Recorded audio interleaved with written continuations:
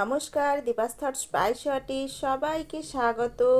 মামাদের বাগানেতে গাছ পাঁঠা ঝুলছে, কাটলেই গা থেকে সাদা আঠা খুলছে। বড় গাছ ভরে আছে সবুজ পাতা, দেখে মনে হয় যেন মাথায় ধরেছে যে ছাতা। কাণ্ড থেকেই ফল ধরেছে, যা পাকলে হয় কাঁঠাল। এখন কাঁচা আছে তাই এঁচড় বলি, আর বানিয়ে খাই ঝাল। গাছ পাঁঠার তরকারি দেখে নেওয়া দরকারি। বন্ধুরা তাড়াতাড়ি চলে এসো সকলে, সকল কাজের ফাঁকে একটু সময় পেলে। তো বন্ধুগণ, আজকে গাছ পাঁঠার ঝাল ঝাল তরকারি বানাতে চলেছি। এই কাঁঠালগুলোকে মানে এঁচড়টাকে সুন্দরভাবে এইভাবে কেটে আমি প্রথমে জল দিয়ে ধুয়েছিলাম, তারপরে বেশ খানিকটা জল সহ এই কড়ার মধ্যে দিয়ে দিলাম। কড়াটাতে আমি আগে একটু ভাজাভুজি বানিয়েছিলাম, তো সেই জন্য তেল রয়েছে, আর আলাদা করে এখন তেল যোগ করব না। এঁচড়ে যেহেতু অনেকটাই আঠা থাকে, তো কড়ার গায়ে যাতে না চিটিয়ে ধরে সেই জন্য সামান্য তেল দিয়ে দিলে খুব ভালো হয়। তো আমি এখন আর আলাদা তেল দিলাম না, দিয়ে দিলাম প্রয়োজন মতো লবণ আর হলুদ, মানে হলুদের গুঁড়ো। এবার এটা দিয়ে ভালোভাবে একটু নাড়িয়ে নিলাম, আর এখন ঢাকা চাপা দিয়ে বেশ খানিকটা সেদ্ধ হতে সময় দেব। মানে বন্ধুরা, খুব সেদ্ধ করে নরম করে নেব না, একটু ভাপিয়ে এই আঠাটা কষটা বেরিয়ে যাবে এরকম একটা অবস্থা করে নেব। দেখুন হয়ে গিয়েছে। এখন আমি বাটিতে ঢেলে নিচ্ছি জলসহ এঁচড়গুলো। প্রচণ্ড গরমে ফুটন্ত জল থেকে ভাপ উঠছে, তো আমি বাটির মধ্যে সমস্তটা ঢেলে নিয়েছি। আর এবার এই জলটার থেকে ছেঁকে তুলে নেব, এঁচড়গুলো একটু আলাদা করে নেব। তারপরে কড়াইটা বসিয়ে দিলাম, আর ওতে বেশ খানিকটা সর্ষের তেল দিলাম। এখন এরকম বড় বড় ডুমো করে কেটে রেখেছি আলু। সমস্ত আলুগুলো ভালোভাবে ধুয়ে পরিষ্কার করে আগের থেকে আমি তৈরি হয়েছিলাম, যাতে আপনাদের দেখে নিতে সুবিধে হয়, ঝটপট রান্নাটি করতে সুবিধে হয়। তো আমি যথারীতি সমস্ত আলুগুলোই এই তেলটার মধ্যে দিয়ে দিলাম। এখন হলুদ গুঁড়ো আর লবণ মিশিয়ে ভালোভাবে ভাজা করে নেব, বেশ লালচে লালচে করে ভেজে নেব, আর এতে আলুটা বেশ সুস্বাদু হয়। তো বন্ধুগণ, রেসিপিটি তো শুরু করেছি, আপনারা সম্পূর্ণটা দেখে অবশ্যই আমায় কমেন্টস করবেন কতটা ভালো লাগলো। কচি পাঁঠার ঝোল তো খেতে অসম্ভব সুন্দর লাগে, কিন্তু এই গাছ পাঁঠা মানে এঁচড়ের ঝোল তরকারি ঠিক পাঁঠার মাংসের মতোই কিন্তু খেতে লাগে। খুব সুন্দরভাবে বানালে অবশ্যই ভালো লাগবে। তো আশা করি আজকের রেসিপিটি আপনাদের ভালোই লাগবে। তো ইতিমধ্যে আলুগুলো ভাজা হয়ে গিয়েছে, আর আমি বাটির মধ্যে তুলে রেখেছি। এখন সর্ষের তেল আবার কড়ার মধ্যে দিয়ে নিলাম, কেননা আমি এখন এই এঁচড়গুলোকে ভেজে নেব। সুন্দরভাবে জল ঝরিয়ে নিয়েছি, আর এই গরম তেলের মধ্যে ভাপানো এঁচড়গুলোকে এবার দিয়ে দিলাম। খুব ভালোভাবে লালচে করে ভেজে নেব। তো বন্ধুগণ, এঁচড় ভাজতে একটু সময় লাগে, তো যথারীতি সামান্য একটু সময় বেশি দিয়ে এঁচড়গুলো লাল লাল করে ভেজে ফিরে আসব। ইতিমধ্যেই এঁচড়টা বেশ ভালোই ভাজা হয়েছে, আর অতিরিক্ত তেল দিয়ে আমি ভাজলাম না, একদম শুকনো শুকনো সমস্ত তেলটা এঁচড় শুষে নিয়েছে, আর সুন্দরভাবে ছেড়ে ছেড়ে ভাজা হয়েছে। দেখেছেন বন্ধুরা, এইভাবেই অল্প তেলে এমনি সুস্বাদু রান্না খুবই ভালো লাগে, আর শরীরটাও অনেকটা প্রশান্তি থাকে। কেন, গরমের সময় বেশি তেল ঝাল মশলা একদমই ভালো লাগে না, তো যতটা সম্ভব আমি অল্প তেলে রান্না করতে চেষ্টা করি। তো যথারীতি ওগুলো তুলে নিয়েছি, আর কড়াইয়ের মধ্যে সামান্য অল্প একেবারে তেল যোগ করে নিয়েছি, আর ফোড়ন হিসেবে তেজপাতা, দারুচিনি, দুটো এলাচ আর কয়েকটি লবঙ্গ বেশ তেলের মধ্যে মিশিয়ে একটু নাড়িয়ে ভেজে নিলাম। এক ধারে ওগুলো এখন সরিয়ে দিলাম, যাতে অতিরিক্ত গরমে পুড়ে টুড়ে না যায়। তো তারপরেই কুচিয়ে রাখা, একদম মিহি করে কুচিয়ে রাখা রসুন আমি যোগ করে নিলাম ওই তেলটির মধ্যে। তারপর বেশ কিছুটা সময় নেড়ে নেড়ে বেশ লালচে বাদামি করে ভেজে নেব। এই রসুন ভাজার অপূর্ব সুন্দর একটা গন্ধ হয়, আর সমস্ত তরকারির স্বাদ অসাধারণ লাগে।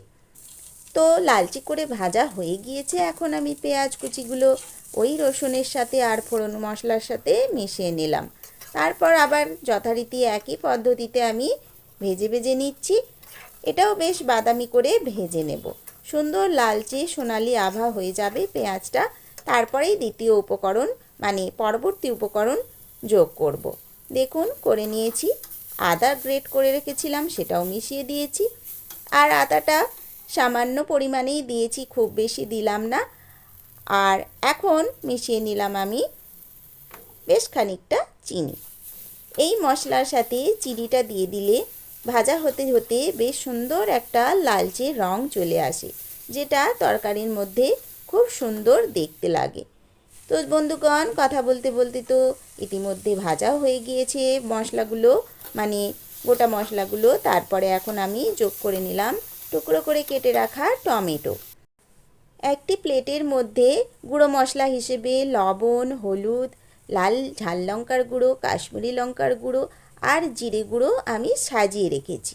এবার এর মধ্যে বেশ খানিকটা জল যোগ করে নিলাম। এবার এটা গুলিয়ে একটু মিশিয়ে নেব, যাতে বেশ মাখো মাখো হয়ে যায়।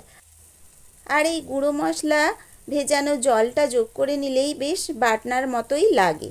তো আমি যথারীতি মশলাটি দিয়ে দিলাম। আর এবার খুন্তি দিয়ে নেড়ে সমস্ত একসাথে নাড়া ভাজা করে কষিয়ে নিতে হবে। একটু তো সময় দিতেই হবে। তো বন্ধুগণ, রান্না তো হতেই থাকবে, এগোতে থাকবে। ইতিমধ্যে সকল বন্ধুদের আমি অসংখ্য ধন্যবাদ জানালাম, যারা আমাকে সাপোর্ট করতে থাকছেন, রোজ দিন ভালো ভালো কমেন্টস করছেন। তাদের সবাইকে অসংখ্য অসংখ্য ধন্যবাদ। বন্ধুরা, এভাবেই সাথে থেকো। আর নতুন বন্ধু তোমরা যারা আসবে, প্লিজ সাবস্ক্রাইব করে নিও, বেল আইকনটি দাবিয়ে নিও অল অপশানে ক্লিক করে। দেখো, কথা বলতে বলতে এপাশে মশলা কষাও হয়ে গিয়েছে, সমস্ত জলটা শুকিয়ে গেছে। আর এখন আমি আলু আর এঁচোড়টা যোগ করে দিলাম। ভাজা এঁচোড় আর ভাজা আলু এই আধা ভাজা কষিয়ে রাখা মশলার সাথে দিয়ে আরও একবার আমি নাড়িয়ে চাড়িয়ে নেব। আর সামান্য একটু জল মিশিয়ে নিলাম, একেবারে শুকিয়ে গিয়েছে। তো এবার আবার একবার সমস্তটা কষিয়ে নিতে হবে। আলু আর এঁচোড়ের মধ্যে এই বাটনার ঝাল তেল মশলা যা রয়েছে কষিয়ে নিলে স্বাদ খুব ভালোভাবে প্রবেশ করে যায়। তো যথারীতি আমি সেই কাজটাই করতে থাকছি। তো ইতিমধ্যে বেশ ভালোভাবেই কষিয়ে নেওয়া হয়ে গিয়েছে। দেখুন, সব বেশ মাখো মাখো ঘাটো ঘাটো হয়েছে ইতিমধ্যেই। আর অনেকটাই সেদ্ধ সেদ্ধ ভাব চলে এসেছে। তো অতিরিক্ত জল আর দেব না, অল্পই জল যোগ করব। আপনারা যদি ঝোল ঝোল খেতে চান, জলের পরিমাণটা বাড়িয়ে নেবেন। কিন্তু আমি বেশ মাখো মাখো যাতে তরকারিটা হয় তেমনি মাপ করেই জল দিলাম। যেই জলের পরিমাণটা দিয়েছি এতে এই আলুগুলো সেদ্ধ হবে, কাঁঠালটাও সেদ্ধ হবে, মানে এঁচোড়টাও সেদ্ধ হতে হবে। সমস্তগুলো ভাপানো, আধা ভাজা। তো সম্পূর্ণ সেদ্ধ হওয়ার জন্য জলের তো প্রয়োজন রয়েছে। আর ভাতে মেখে খেতে হলে তো একটু গ্রেভির দরকার। তো যথারীতি জলের মধ্যে নাড়াচাড়া করে সমস্ত সবজিগুলো বেশ ডুবিয়ে দিয়েছি। এখন বেশ টকবগিয়ে ফুটিয়ে নেব, আর তার জন্য ঢাকনা চাপা দিতে হবে। তো দেখুন বন্ধুরা, এবার আমি থালা চাপা দিয়ে দিলাম আর আঁচটা মাঝারি করে বেশ ঘড়ঘড়িয়ে ফুটিয়ে নেব। দেখুন, কিছু সময় বাদে থালা খুলে দেখিয়ে নিচ্ছি। বেশ সেদ্ধ সেদ্ধ হয়েছে আর ঘড়ঘড়িয়ে বেশ ফুটেও গিয়েছে, জলটাও অনেকটা শুকিয়ে পড়েছে। আর আলুর টুকরোটা একটু আমি খুন্তি দিয়ে কেটে দেখে নিচ্ছি। দেখেছেন, সেদ্ধ তো হয়েছে কিন্তু সামান্য একটু বাকি রয়েছে। আর এঁচোড়েরও অবস্থা একই, সামান্য আর একটু সেদ্ধ হতে হবে। তো আরও একটু রেসিপিটি রান্নার জন্য সময় লাগবে। আর ইতিমধ্যে আরও কিছু উপকরণ যোগ করা রয়েছে, তো সেগুলো একে একে দিয়ে নেব। আর মৃদু আঁচ করে ঢাকনা চাপা দিয়ে বাকিটা সেদ্ধ করে নেব। তো ইতিমধ্যে আমি এক্ষুনি এই গরম মশলা দিয়ে নিলাম। বেশ খানিকটা গরম মশলা দিয়েছি, এতে স্বাদ অপূর্ব সুন্দর হয় আর সুন্দর একটা গন্ধ হয়। তো গরম মশলা দেওয়ার পর আমি 1 চামচ মতো ঘি যোগ করে নিয়েছি। দেশি গাওয়া ঘি এই তরকারিটিতে পড়ে গেল মানে এর স্বাদ সম্পূর্ণ অদল বদল হয়ে গেল। তো এইভাবে আপনারা রেসিপিটি বানিয়ে খাবেন। আশা করি গাছপাঠা সত্যিকারের পাঠা মাংসের সাথে ভালোই টেক্কা দেবে। তো বন্ধুগণ, এখন আমি আবার আঁচটা কমিয়ে মানে একেবারে ঢিমে করে ঢাকনা চাপা দিয়ে রান্নাটা সম্পূর্ণ করলাম। আর এই দেখুন, কমপ্লিট। এখন আমি আঁচটা বন্ধ করে দিয়েছি। বেশ কিছুটা সময় বাদে থালাটি খুললাম। রঙটা তো অপূর্ব সুন্দর হয়েছে। সমস্ত সবজি সেদ্ধ, এক মানে যাকে বলে সুসেদ্ধ, অথচ কেউ ঘাটো গলে যায়নি, ঘাটো ঘাটো হচ্ছে না। মানে খুন্তি দিয়ে আমি যদিও খাটছি না, তাহলে আর কচি পাঁঠার মতো দেখতে লাগবে কি করে বলুন। তো সেই জন্য বেশ গোটা গোটা রয়েছে, অথচ সুসিদ্ধ। দেখে তো অত্যন্ত লোভনীয় মনে হচ্ছে আমার। আপনাদের কেমন লাগলো কমেন্টসের মাধ্যমে জানাবেন। আমি অপেক্ষা করব আপনাদের সকল বন্ধুদের কমেন্টসের। তো এখন সমস্তটা কমপ্লিট হয়ে যাওয়ার পর আমি এবার পরিবেশন করব। তার আগে একটু ফটো সেশন করে নিচ্ছি। বন্ধুরা সবাই সম্পূর্ণটা দেখে নেবেন। আর হ্যাঁ, অবশ্যই লাইক দেবেন, লাইক দিতে ভুলবেন না একদম। আপনাদের লাইক আমাকে অনেকটা আগ্রহ উৎসাহ বাড়িয়ে দেয়। তো বন্ধুগণ, রেসিপিতে অপূর্ব সুন্দর হয়েছে মনে হচ্ছে। এখন গরম গরম ভাতের সাথে খেয়ে নেওয়ার পর্ব। তো আজকের মতো আমি এখানেই বিদায় করে নিচ্ছি বন্ধুরা। সবাইকে টাটা, সবাই ভালো থাকবেন। আর এই এঁচোড়ের তরকারি বানিয়ে ঝটপট করে খেয়ে নেবেন, কেননা এঁচোড় বেশি গরম পড়লে তখনই পাক ধরে যাবে, তখন সুস্বাদু আর থাকবে না। তো যাই হোক, আমি আপাতত আজকের মতো রেসিপি এখানেই শেষ করে সবাইকে থ্যাংক ইউ বলে নিলাম। এবার আমি সুন্দরভাবে পরিবেশনের জন্য একটু দেখে নিচ্ছি। দেখেছেন কেমন সুন্দরভাবে গোটা রয়েছে সব তরকারিটা।